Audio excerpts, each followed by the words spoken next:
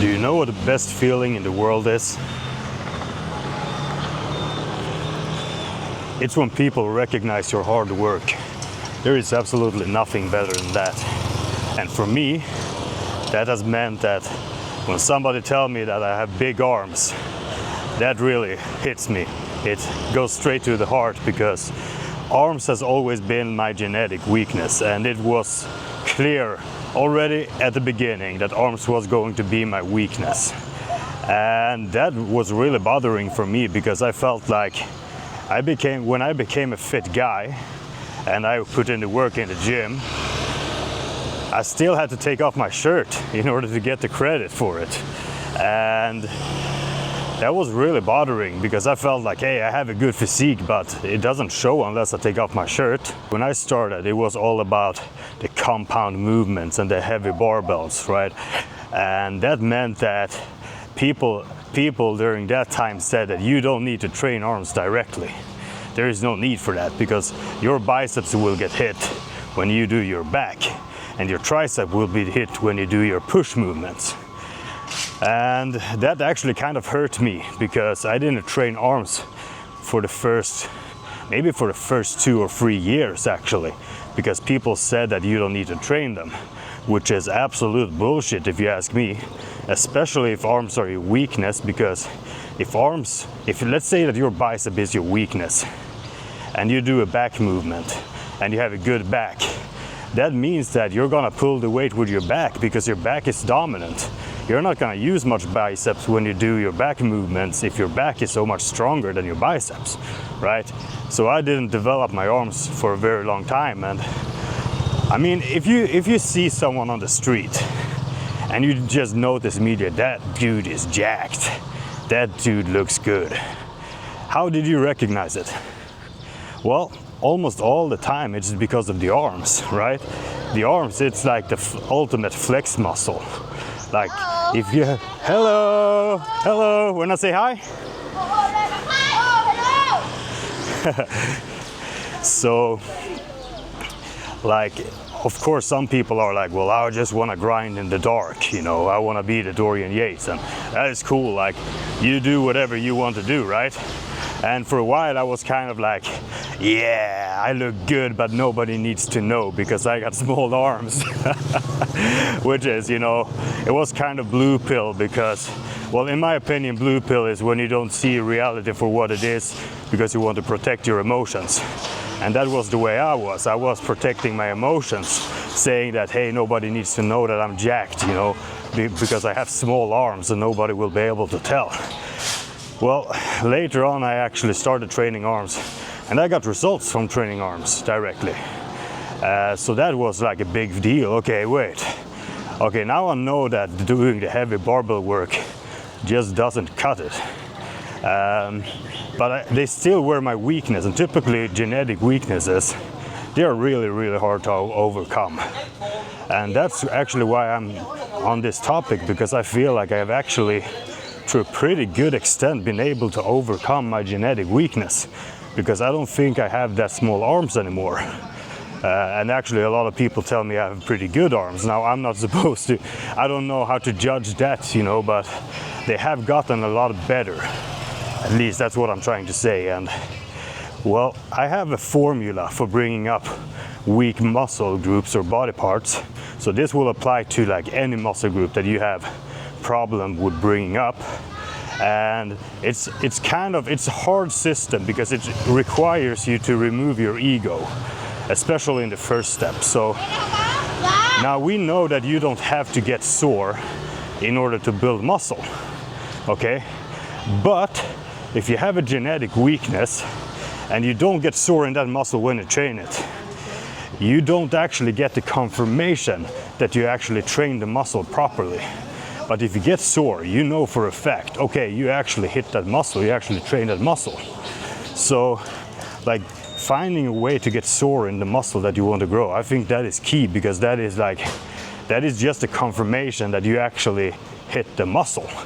Because typically, when you do most of the movements, your genetic strong points will take over.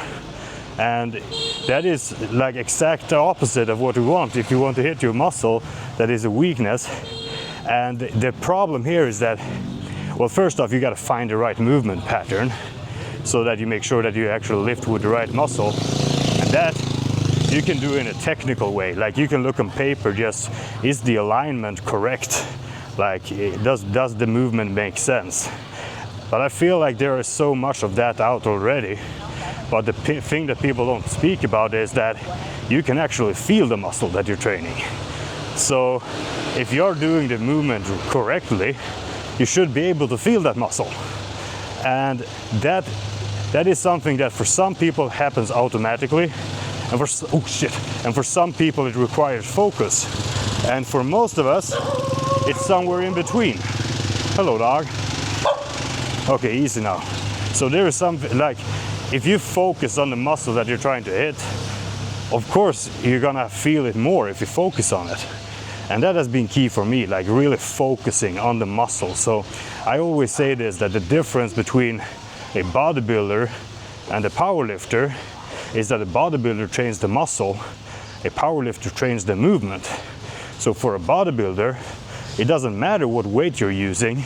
If you're applying all of that weight directly to the muscle and then you take the muscle to failure, you did the job.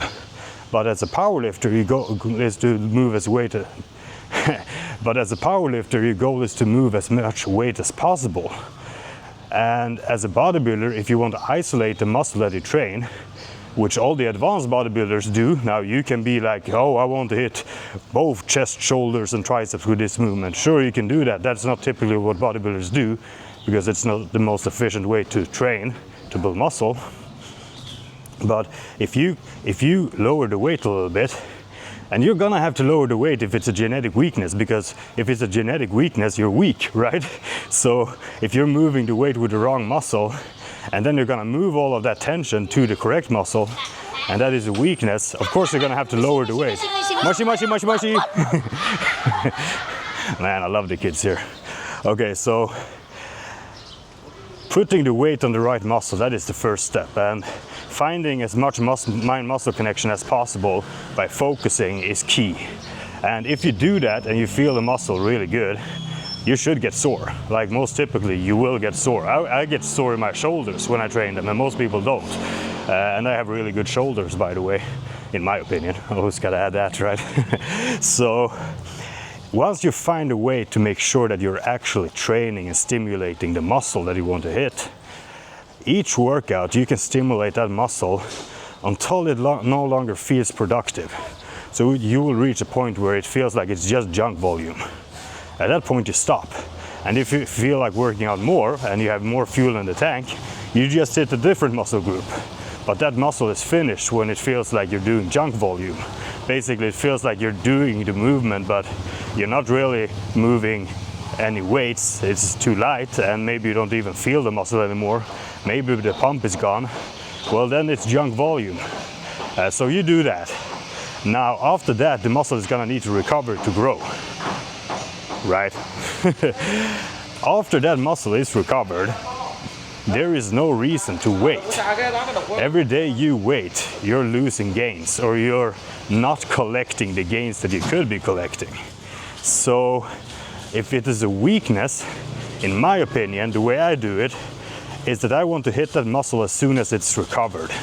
And it doesn't matter what my training program says, there is nothing else that's more important than bringing up the weak muscle group. So why would you wait? In my opinion, that doesn't make any sense. And the first person I heard say that, where I actually learned it from, was Seth Ferosi. And the funny thing is that he's like the bro science guy, he's the bro. And he actually managed to do that really well because people respect him, even though, like even the science people respect Seth Ferosi. So, but when he said that, I thought like, oh, he's such a bro.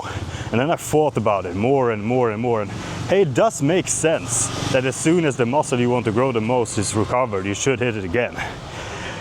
Okay, the gym is right here, so I'm gonna stop here and finish this. You're gonna run into problems real soon. You're gonna realize that maybe your shoulders just doesn't hold up, or maybe your elbows doesn't hold up, or maybe your central nervous system is the limiting factor. So you're gonna find what is the limiting factor for my growth. And typically it isn't the recovery of the muscle. the muscle typically recovers faster than the central nervous system. And many times for a lot of people, the joints need more time to heal than the muscle. And this is another step when I had to remove my ego, because I needed to realize that I cannot do any movement that in any way bothers my elbows if I want to make my tricep grow. Because if the movement bothers my elbow just the slightest, that's gonna accumulate workout to workout. And all of a sudden I won't be able to train my triceps because my elbows hurt too much. And that's a problem. So I had to remove a lot of exercises, and mainly I had to stop ego lifting and decrease the weight just a little bit. So the funny thing is that I got better mind-muscle connection. I got more sore when I did that because I moved the tension from the joint into the muscle. And I find that to be key.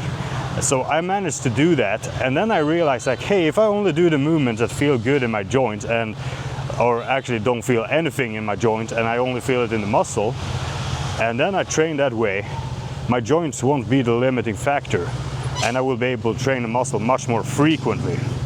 And for me, I reached a point with my arms where I could train them every day, because the muscles recovered within 24 hours, and my joints didn't hurt, because I removed all the exercises that made my joints hurt, and I lifted in a very productive way, and I made sure to warm up really good every workout.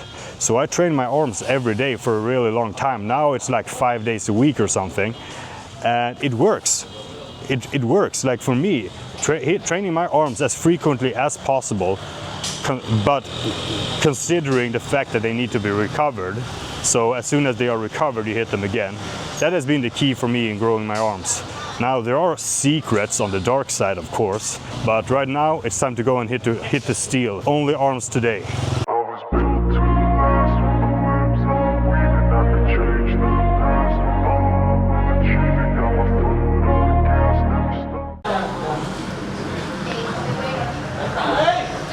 So when it comes to triceps, for me, warm up is essential, and if I don't warm up properly, I will feel my elbows. So like I told you, if there is anything bothering my elbows, I won't do it.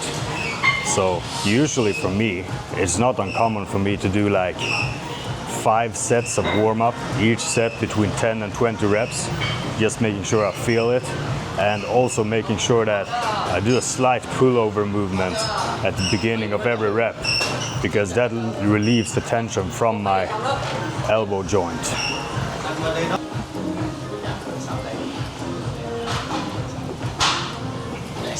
One of my favorite Rich Piana quotes is that if I got 22-inch arms, why the fuck does it matter how I got them? The point is I got them and you don't. If somebody is using a different training style than you are, or maybe they are using different tools than you are in order to get the results, and they get better results than you, but you're not willing to try something new, or maybe you're not willing to work with those tools that other person is working with, well, then the problem isn't the other person or their way of building muscle. The problem is you. The problem is that you're not willing to try something new. And the problem is that you're not willing to do the certain sacrifices that the other person is willing to do. Maybe you're not willing to use certain tools that actually work really well, but you're too scared that it might go wrong. And when the tools are strong, it might actually go wrong. And that just means that you're not willing to take a certain risk that other people are willing to take. Or maybe you're just not mature enough in yourself to be able to use that tool in a good and smart and productive way that decreases the risk of anything going wrong. Working set.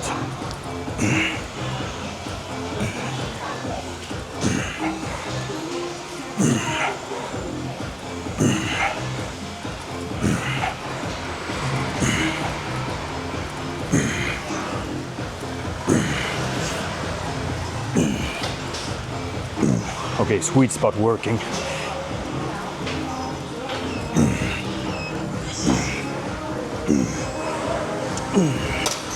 Ooh.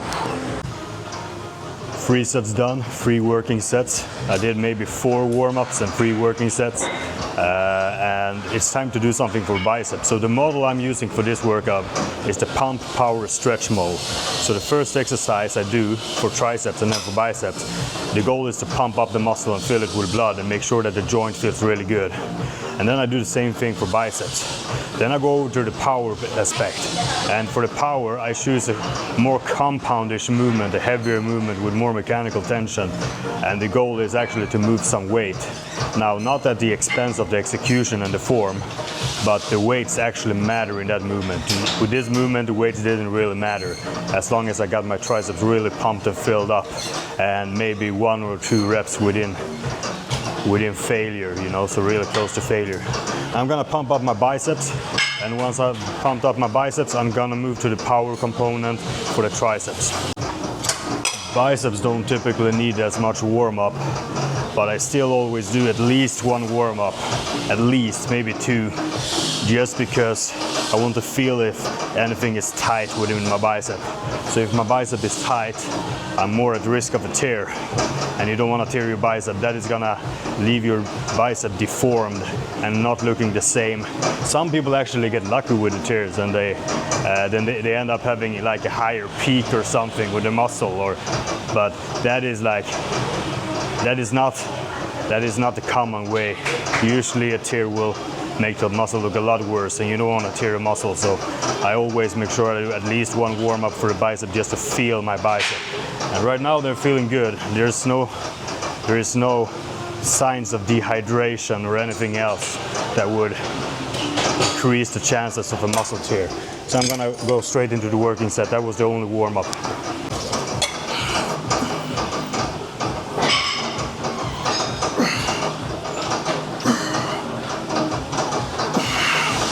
This is a little trick that I use very commonly.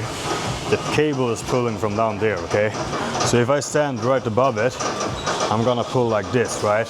And I will have slightly more tension at the bottom than if I move back here and the cable is pulling that way. So if I stand up back here, I will get a better contraction, harder contraction, but I will not have as much tension in the bottom range. And usually the bottom range is the range that I like, the stretch of the muscle. I prefer to do that once the muscle is really warm and good. All the bodybuilders pretty much do that because they figure that's how you not get injured, right? John Meadows was a big proponent of that, to make sure that you always do the stretch at the end of the workout. So I usually do like 1 set a little bit further back, and then next set I move a little bit more forward. And then the final set, I'm pretty much standing directly above the cable, and you will be able to feel the difference. So this is the set in between. So as you can tell here, there is not really that much tension in my bicep. Here, I can feel it pull. Here, I can feel the stretch. Here, not as much. So I'm gonna do 1 set here. This is the second set, and then the last set I'm gonna do directly above it.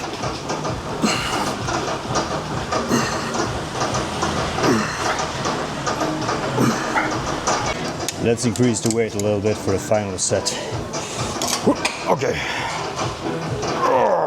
It feels so different, this angle. This is like a better angle pretty much objectively.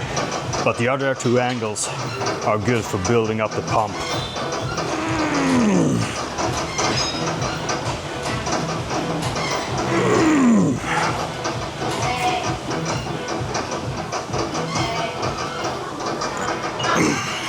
Yeah, that's it. Let's move some weights.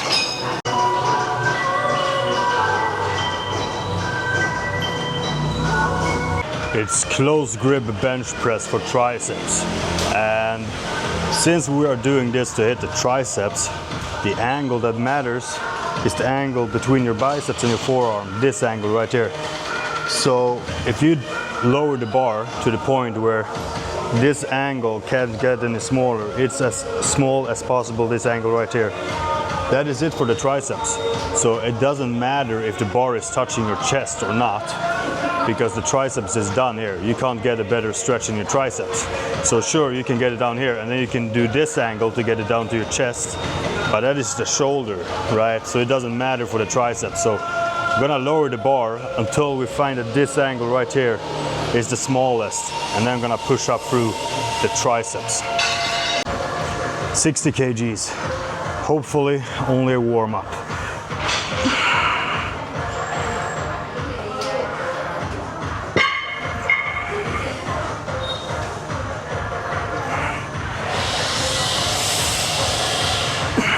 Yeah, let's add another 10 and make it 80. At first I was thinking like, let's do a drop set. Let's just pull a 10, you know, do a couple of reps until I feel like there is maybe 1 rep in reserve, pull a 10 and then do it until I have 1 rep in reserve and then pull and then bring it all the way to failure. But then I figured, hey, it's gonna require like 2 bros to do that, and doesn't seem to be 2 bros available, or there are 2 bros, but then I'm gonna need to pull separate bros. Like, it's easier to pull 2 bros from a gang than to pull 2 separate bros, and maybe I just don't feel like it today. So the reason why I say 1 rep in reserve when you do the drop set is because when you do a drop set, this is my experience, some may disagree, but when you do a drop set, you don't want to hit failure on the heaviest weight, because that's going to ruin the rest of the drop set. The performance just drops. But if you keep 1 rep in reserve, or maybe even 2, and you drop it, and then you keep 1 rep or 2 in reserve on that set as well, and then you drop it again, and then you bring it to failure, you will see that the total amount of work that you manage to do with that set is a lot bigger, like a lot bigger, than if you reached failure on the first set. And for me, that took a long time to figure out, because I love to train to failure. So like, it took a long time for me to figure out that when I do the drop set, I don't want to hit failure on the first heavy weight. It's better to keep 1 rep in reserve for that one. Now, I don't have a spot now, and so I'm just gonna see. I'm gonna see how far I take it. I'm gonna see. Let's see. 80 kgs.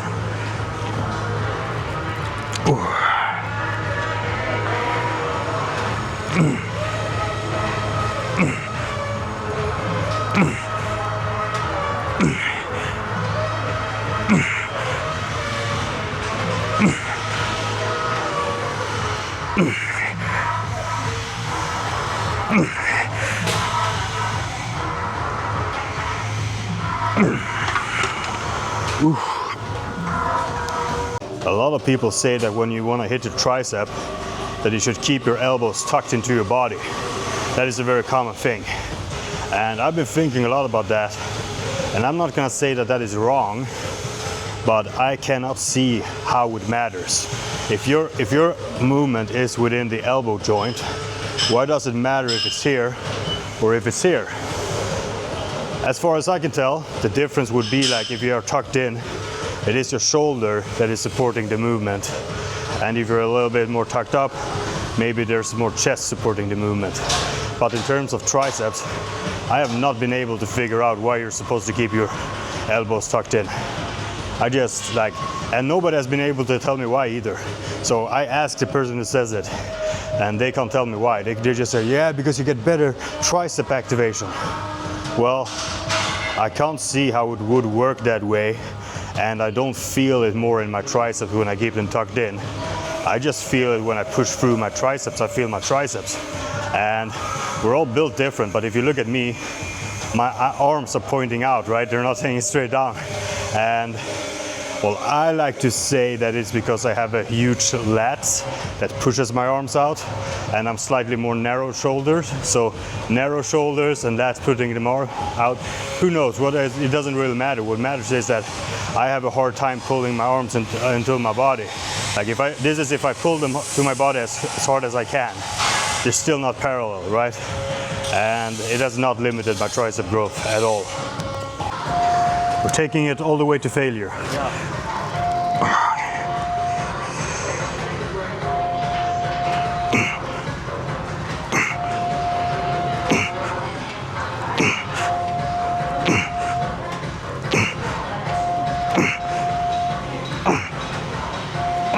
Keep going.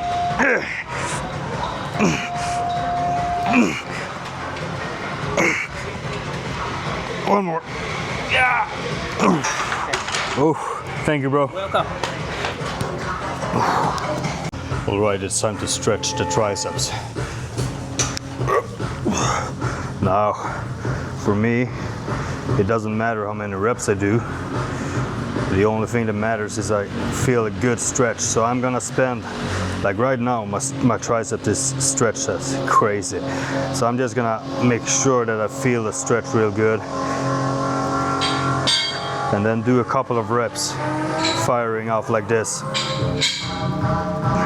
But mainly, I'm gonna spend time here and make sure that I keep the stretch on the triceps.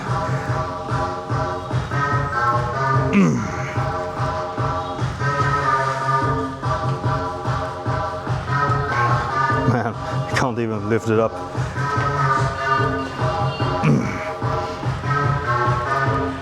When you do this, you should feel the tension in your lats as well. So you should feel it right there in the lats.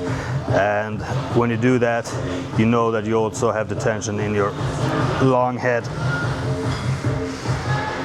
Oh, one more. Yeah, that's it. Oh. Gotta go with heavy dumbbell curls for biceps, and I have no idea what weight these are. It's written on the dumbbells how heavy they are, but I don't trust these numbers because they feel a lot heavier than they say they are.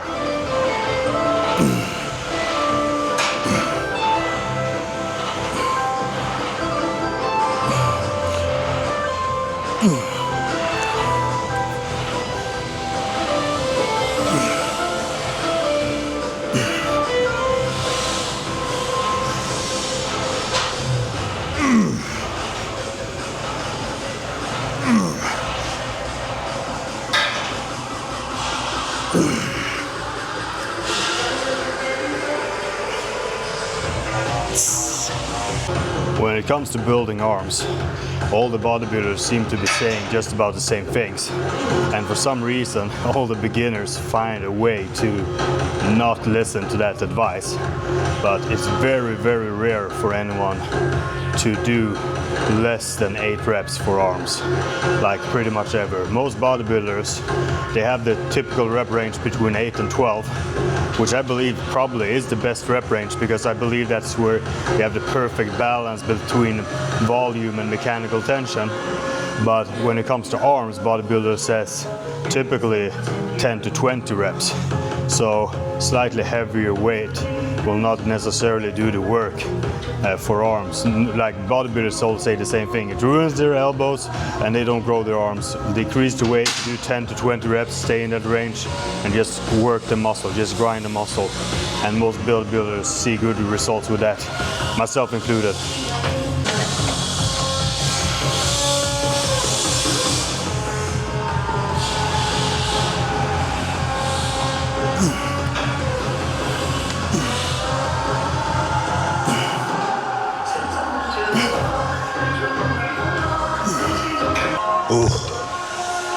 When you do the bicep curl, the alternating, twisting bicep curl, you want to twist early in the movement. So when you twist, you transition the tension from your brachialis and your forearm, this part right here.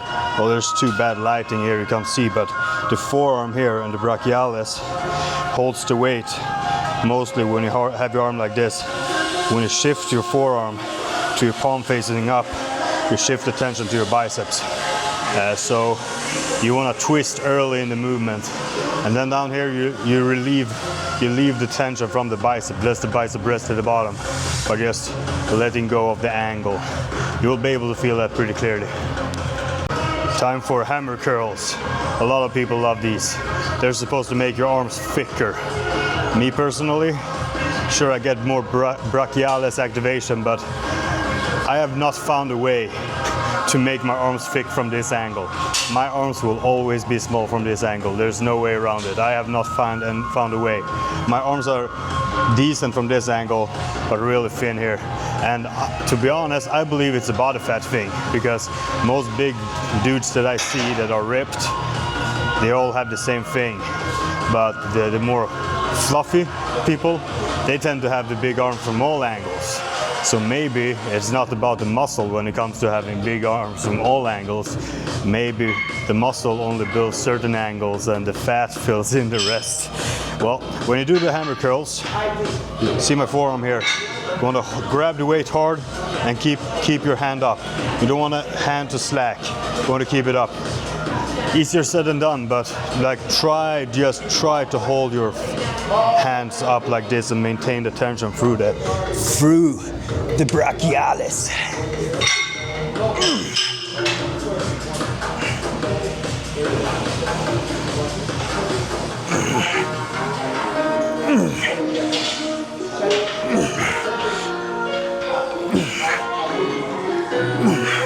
So the way we stretch the biceps, basically this angle is pretty obvious. You want to stretch your arm like this, and if you lean back, you still have the tension. If you're standing straight up like this, the weight is like the moment arm from the shoulder away from the body is 0.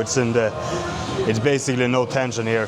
If you're like me and you have kind of tight arms, I will be able to stretch by just holding a weight like this, and it's gonna pull on my bicep. But that's not typical. So typically, we lean on the bench in order to do that. And also the upside on leaning on the bench is because one of the bicep heads actually attaches over this joint, the shoulder joint right here. So if we have the bicep further back like this, we're gonna stretch this part of the bicep as well, like the part that goes across the joint. So simple, pretty light dumbbells. I'm using 10 kgs, so that's it for me. Palms facing out. Oh, I'm gonna need to adjust the camera, but basically pull like this. And just keep the palms facing forward. And spend a lot of time at the bottom like this, because that's where we stretch.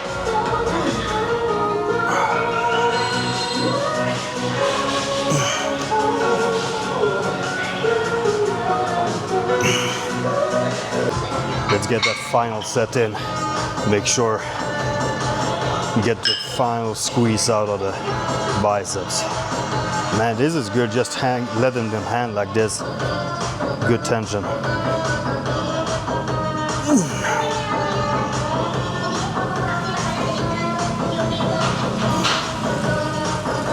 A lot of people would have the back seat even more leaning back, so they would have be even further back, but I find that to be very uncomfortable for my shoulders, so I don't do it.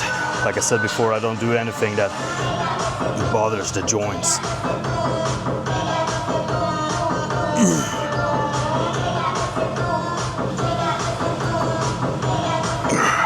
That's it. There is one thing, one really huge thing that has made I'm gonna say that this is the thing that probably improved my arms just as much as figuring out that I can train them a lot. Because, you know, figuring out, hey, I can train my arms 7 days a week and get the benefits from that, that has truly been key. But there is one more thing that has been just as key for me. So there are like 2 big things for arms, in my opinion, in my experience. And the second one, that's the one I'm gonna talk about now when I sit down with my espresso. I do feel like I want to give a certain disclaimer before I speak about this. But at the same time, I think like, what am I to say? This is bodybuilding, and what you are willing to do and what you are not willing to do, that is 100% up to you. Some people are willing to do bigger sacrifices than others. And I'm not gonna say that I've done all of the things that I'm gonna talk about, okay? So there are levels to this, and I'm not gonna say that I've done the ultimate sacrifice or whatever. So that's not what I'm saying. I'm saying I've done a lot more than many other people, and I know people who have done a lot more than me. But what I would recommend you to do is to not form an opinion too soon, because typically people who form opinions really fast are the ones who, like, how can you make an opinion with very little information? It's like the 11-year-old who says, I'm never gonna drink. Well, sure, that is like, I'm not gonna say it's a good thing to drink, but maybe that 11-year-old kid isn't really mature enough to make that decision. So it's like somebody who just finds out about steroids when they're in the gym and they don't know much about it. They just find out about it and say, I'm never gonna do that. And that is fine if you never do, but it's like, should you really form that opinion or make that huge decision without any information? like the way I view it, the more information you gather before you make a decision, the better. And that's basically what I'm trying to say now, is that I'm gonna let you in on a couple of secrets. Now these are bodybuilding, these are bro science secrets. So if you don't appreciate bro science, you can leave at this point. You're welcome to leave. However, we all know this shit works.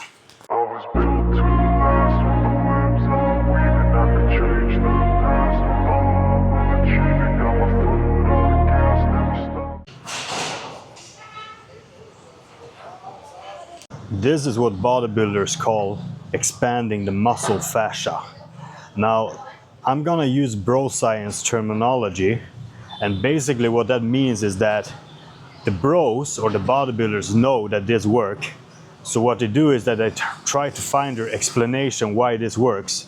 And usually the explanation is wrong, but it still works. So basically I'm gonna go with the bro science explanations, and there may be things in this explanation that is wrong, but it does not change the fact that it works, okay? So expanding the muscle fascia is something that bodybuilders have been doing for a very, very long time, and we know works. Now there are levels to this. Basically what we're trying to do is that we're trying to expand the muscle as much as possible. And there is two types of muscle growth. It is sarcoplasmic hypertrophy and myofibrillar. Myofibrillar is the actual fibers growing, and sarcoplasmic, it's everything in between the fibers. It's basically fluid. Okay, so some people will argue it's not real muscle. I will argue, why the fuck does it matter what it technically is? If it looks like muscle, if it feels out like muscle, if it makes you look rounder, fuller, better, that is bodybuilding. Okay, bodybuilding is about the look. If it's about the metrics, you should do powerlifting, okay? Now, there are levels to expanding the muscle fascia. And the first level that there is, and this one makes a difference. I saw a huge difference for me when I did this. It is the pump. So trying to, when you lift, not maybe always rest 8 minutes between every set of bicep curls because you're speaking with your bros. Maybe just bring it down to 1 minute and see if you can build a pump.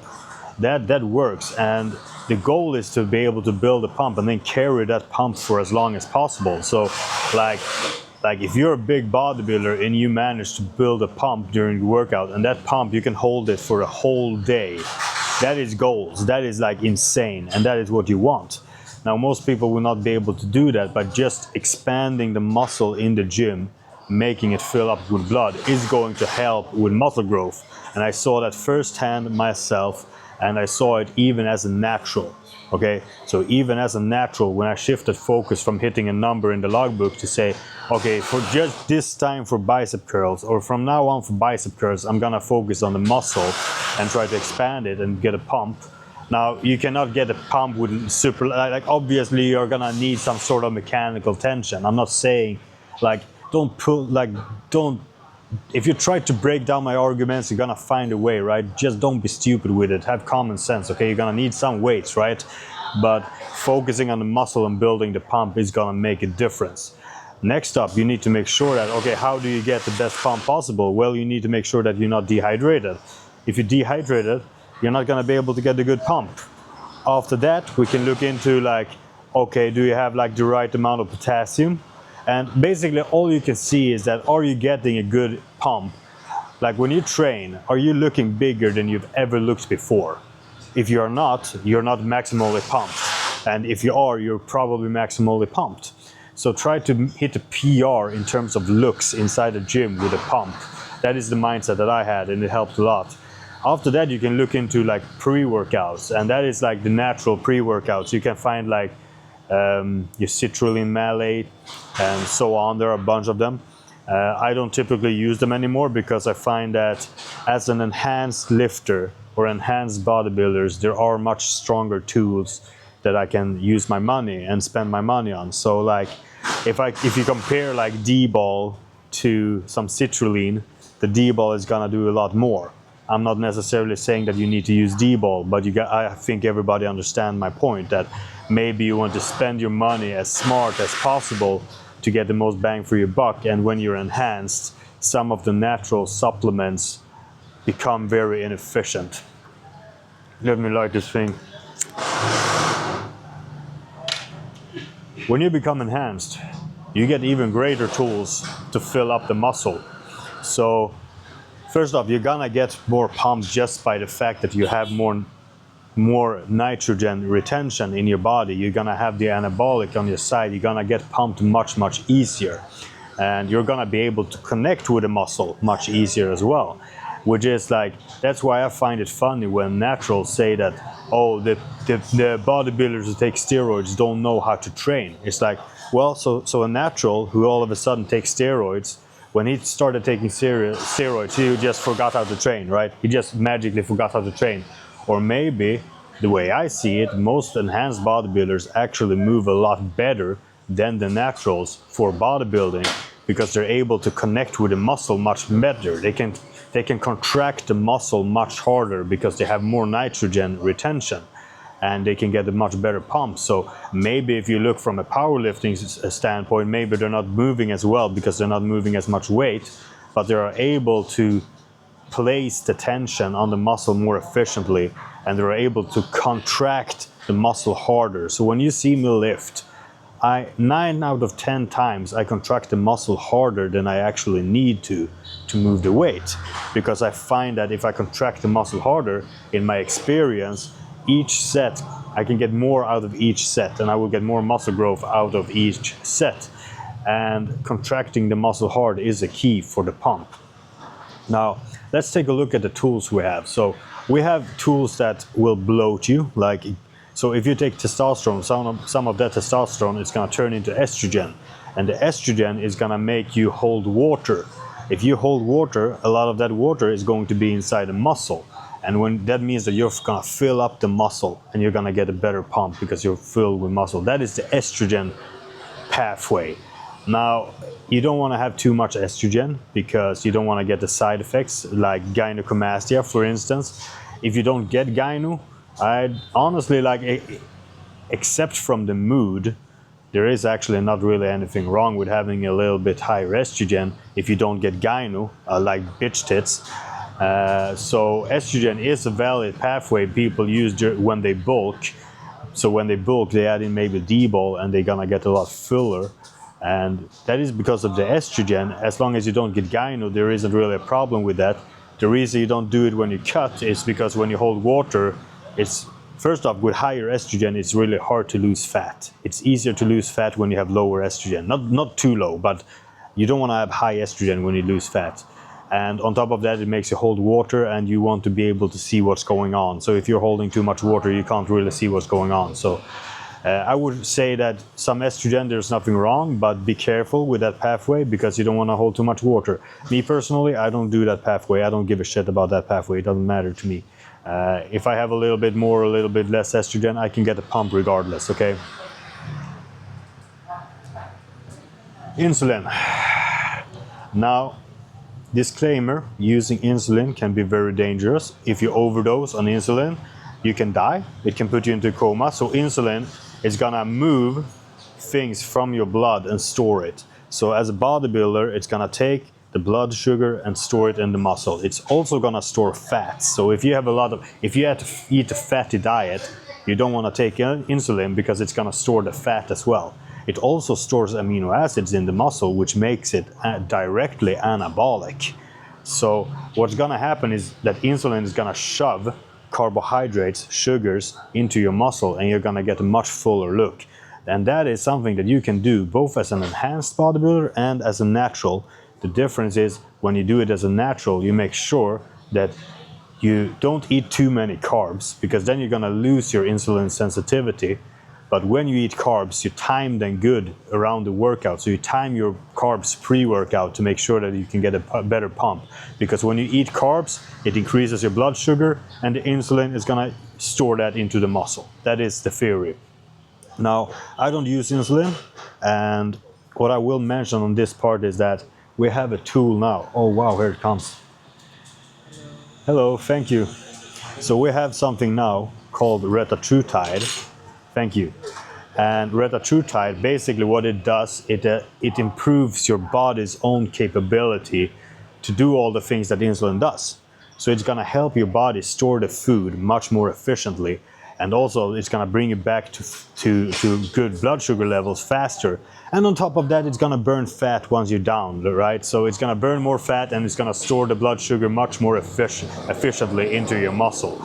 So the way I see it, bodybuilders still use insulin, of course, because bodybuilders are extreme. They're gonna do everything they can.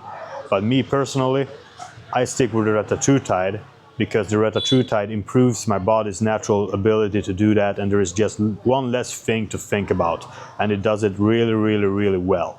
So that is the insulin pathway. Now we have a different pathway. It's the growth hormone pathway. And growth hormone is amazing, and I'm not gonna go too deep on this. I bet people are tired of me talking about growth hormone. I can say that I've made a lot of improvements the last year, and last maybe, I don't know how many months, but you can see the difference, and it is a lot because of the growth hormone. It's also because of the retatrutide. So the retatrutide and the growth hormone, that's been like a game changer for me. Now, it is like, you will get a certain round look from the growth hormone. And basically, growth hormone releases fat from your body, and at the same time it produces something called IGF-1, which is muscle building. So insulin, like growth factor 1, IGF-1 builds muscle. So you burn fat, your body uses that energy to shove it into the muscle, so you get rounder and fuller muscle, and you build muscle at the same time. And the IGF-1 makes it harder for the body to store fat. So it's just amazing for a bodybuilder. Now, there is this growth hormone look. Now, people will say that it's gonna change it's gonna grow your hands, it's gonna grow your feet, it's gonna change the shape of your head. Like if you know Mike Israetel, Dr. Mike Israetel, he looks like growth hormone. Like his look is the definition of growth hormone. So if you want to know what growth hormone looks like, look up Mike Israetel and you will know immediately what I'm talking about. So growth hormone does that, and it fills you up real nice, and it's gonna help you with the sarcoplasmic hypertrophy, expanding the muscle. So there we have like the nitrogen retention, we have the estrogen, we have the insulin, and we have the growth hormone. Now, you can do these things naturally. You can dial in your own insulin production naturally, and you can do what you can do with the growth hormone, not much, but you can do a lot of these things natural. Of course, you're not gonna get the bodybuilder results if you don't do the bodybuilder things. If you want to look like a bodybuilder, you gotta do what a bodybuilder does. Okay, there is one more thing, and this is something that bodybuilders don't talk about. So this is actually what would be considered a secret. Now their secret is out, but the thing is that when one person starts speaking about it, 10 other people want to keep it a secret, and therefore they say that it's bad for you, it's bad. And all of a sudden, like, most people no longer take the advice, or no longer even consider the information, because many people are saying it's bad. So insulin, for example, a lot of people are saying it's bad because it's dangerous, which is true. But a big bodybuilder is gonna use insulin, and they're gonna get huge benefits from it. So the next one, it is the testosterone and where you pin it. So you have, like, testosterone is in an oil-based solution. So you have like oil, and the testosterone is within the oil. And somewhere on your body, you gotta inject it. Like if you choose to do it in your delts, or if you choose to do it in your glutes, or your lats, or your shoulders, or your triceps, or your traps, or your quads, or your calves, like there is no rule for where you can inject your testosterone. Just know that, well, maybe you should stay away from the spine where all the nerves are. Don't inject the fucking spine, or like the further away from the spine, the safer in general. Now, what happens when you inject that oil is that you're gonna force a certain amount of oil into the muscle, which is gonna expand the muscle. So the oil literally expands the muscle. And bodybuilders noticed this, and they started putting the testosterone in the muscle that they wanted to expand. Now, it expands temporarily, so it goes back to normal because the body is gonna eat up the oil.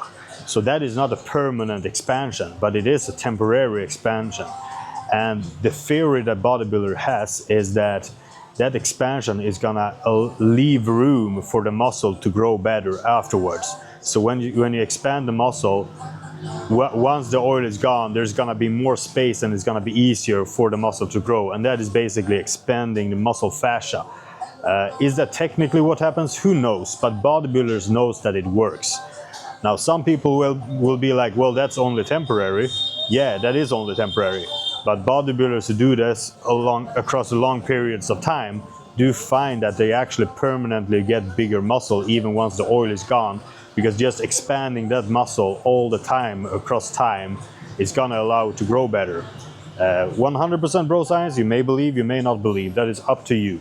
The testosterone in itself isn't what's gonna build the muscle, it is the expansion from the oil. So it's not like I inject my testosterone and my testosterone is gonna work on my delts. That's not how it works, okay? So there is no local effect for the testosterone. What works is that the oil expands the muscle. Now, if you have a shitty oil, if you get a lot of post-injection pain, or PIP as we call it, post-injection pain from the oil is probably not the best oil. Now, as a beginner, the first time you're gonna get post-injection pain, that's just the way it is. It's just more or less. But if you have a bad oil and it's gonna leave, what do you call it, a clump that doesn't really resolve, it just stays there and it takes a long time. You don't wanna put that oil in a muscle that you care about how it looks, because you don't want to get deformed muscle, right? But if you have a really smooth oil that just feels really good and it doesn't leave scar tissue, so it doesn't stick, okay? It doesn't leave scar tissue. Then bodybuilders start using that all over the body, like wherever they want to expand the muscle. And there are like a lot, like most guys you see on the Olympia stage use that more or less, usually more. And the trick is to be able to see when the muscle is getting deformed and stop and change things, because there are bodybuilders who deform the muscle because they put oils into the muscles and it deforms the muscle, it makes it look bad. But like, take for example, now this is something I find bothering, because everybody is pointing at Hardy Chupan's delts, saying that, hey, you can see that he put the oil in them. Well, take a look at Derek Lunsford, for Christ's sake. Like, Derek Lunsford is a Mr. Olympia winner. I think it's the current Mr. Olympia, if I don't remember wrong. His physique is built on site enhancement. Now, of course, he has great genetics and all of that on top of that, but his physique, everything is built on site enhancement. He site enhances everything, and you can clearly see he has the site enhancement look. He has the round, full look, but it's not super crisp. And that is like typically the site enhancement look. And people don't call him out for it, even though it's pretty damn obvious. And I'm not pointing at Derek Lunsford specifically, but I'm just saying that all of them do that. And Hani Rambod, who is the best coach in the world, easily, nobody touches Hani Rambod as coach. He has his athletes do that. So, well, maybe you noticed, maybe not, that all of a sudden Chris Bumstead's arms got a lot better when he started working with Hani Rambod. Now, he had a bicep tear, and at first I thought that, okay, that was just a bad injection. He said it was a bicep tear, but it was a bad injection, right? Turns out it was a real tear. And that is actually something that we can learn from, because when you put oil in the muscle becomes tighter. And a tight muscle is at higher risk for tear. So if you inject your muscle and it's super tight, you need to be careful when you train, and you need to warm up a lot, and you need to feel it a lot more. You need to be a lot more careful, because the muscle is tight and it's a higher risk for tear. So in the way I guess is that like Bumstead got a lot better arms because Hani Rambod gave him the right recipe for the site enhancement. Probably he gave him a source for the best site enhancement oil as well, because oil is not the same as oil. You gotta find the best oil if you're gonna do this shit. So the thing that bodybuilders did, that they noticed that if they put, like, let's say they put Trenbolone in, use that oil is like, since it's Trenbolone, it's gonna leave a reaction. So the chemical from Trenbolone is gonna react with the body, and many times it leaves bad swelling. It looks bad, it swells bad, right? But if it just was clean oil, it wouldn't swell bad, because there would not be a chemical reaction. And that's when bodybuilders started using Synthol. And that is basically just the oil that they made to be the best possible oil to put into the muscle, that would not deform the muscle and that would not leave a reaction with the muscle. And also they put a lot of other stuff in there to make it sound like I don't know if it matters. I don't know. I'm not really too educated on that stuff, to be honest. When they put like vitamins in order to grow the muscle better, I don't know how that works. What bodybuilders did for a while is that they took a shit ton of testosterone, not because they wanted more testosterone in the body, but because they wanted more oil to fill up the muscle. So they started using synthol instead. Now synthol is not permanent. Synthol is gonna get digested or processed or like every other oil. Some synthols will last longer than others, and some synthols will have things in them that are permanent. I heard like there's a brand that has silica, like silicone or silica in it, and that is obviously not what I would like. That is permanent, right? So the thing that when people say synthol and they think about somebody using synthol, they usually think about somebody who abused a shit ton, which deformed the body completely. Okay, so it completely deformed the body, and it looks like shit, like the guys from Brazil, like or that Russian kid, and that looks like shit. But that's not typically how bodybuilders use it. They use a little bit. Maybe they get a 10% increase in the muscle size and a little bit more fullness. But if they try to push up to get, let's say that they want to double their arm size, that's gonna look bad. Okay, so that's not how bodybuilders use it. So a person who's very obsessive, who wants more, is gonna take too much and it's gonna look weird. Now then there came this oil called PMMA oil, I think that's what it's called, and that is permanent. And people started putting that into the body, the permanent oil, so that they wouldn't have to inject all the time, because the site enhancement from the normal oil, it disappeared, right? And they wanted to inject all the time, and they just got bored of it. They wanted something permanent, which now I know someone very close to me who I care about a lot, Mr. Big, Ali, from Sweden, and he has that shit in him, and it almost killed him. It's the same thing that Rich Piana had, and there's a very big likelihood that that is the thing that killed Rich Piana. It's very big likelihood that the PMMA oil killed Rich Piana, and there are more bodybuilders, a lot more bodybuilders who have been dropping dead because of that. So the permanent shit isn't really, like, in my opinion, that usually it looks really weird, it looks bad, it's too much, and it kills people. Okay, so the site enhancement that I'm talking about, it's usually like most bros just place the testosterone wherever they want the muscle to swell, and then it swells and it looks extra big for maybe 5 days, and then it's gone. Okay, so that's the typical way, and then they rotate, so they keep on expanding the muscle that they want to grow, and typically it works.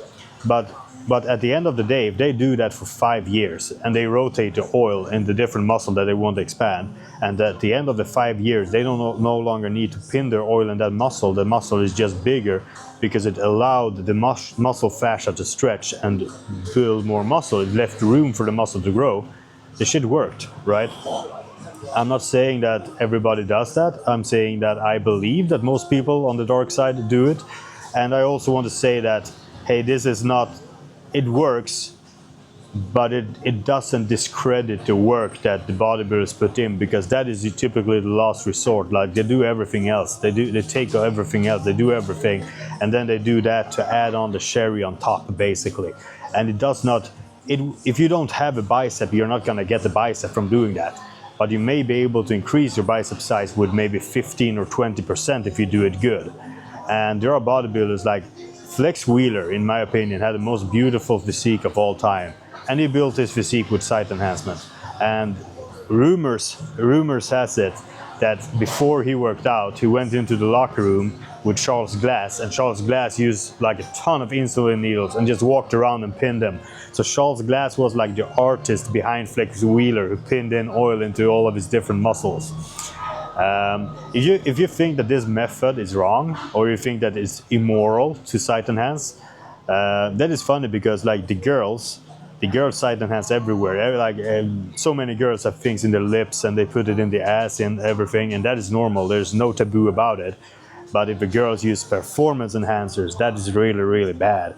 And a lot of girls do, but they keep quiet about it. When it comes to the bodybuilders, it's the other way around. You can use a ton of performance enhancers, but if you use your testosterone to swell up your delts a little bit to make them look bigger temporarily, and that's just the way it is. And actually, I figured, hey, let's spill a couple of secrets here. So I guess I just did that, and like I said, I'm not using all of these tools. Okay, so this is like the arsenal. And of course, the huge bodybuilders with the crazy mindset, they're gonna go all out, right? And that's why a lot of them look weird, because they destroy the muscle. It looks weird. But there are tools, and let's put it this way: I could have more muscle than I have now if I was willing to push tools and use tools further, okay, and use different tools that I have not used. But I am aware that, hey, I'm willing to not take certain risks and leave a little bit of gains on the table, because that tool just seems to be too dangerous for me, or it seems to be too much for me. Now that is up for me. If somebody else used that tool and they have better physique than me, I'm not gonna whine and bitch like a little fucking crybaby and say that, oh, you're better than me just because of this, that. Well, he made a bigger sacrifice than me. End of the story. I hope to see you in the next one. Subscribe if you want more insider secrets to the bodybuilding, or if you just enjoy a nice chat with me. See you in the next one.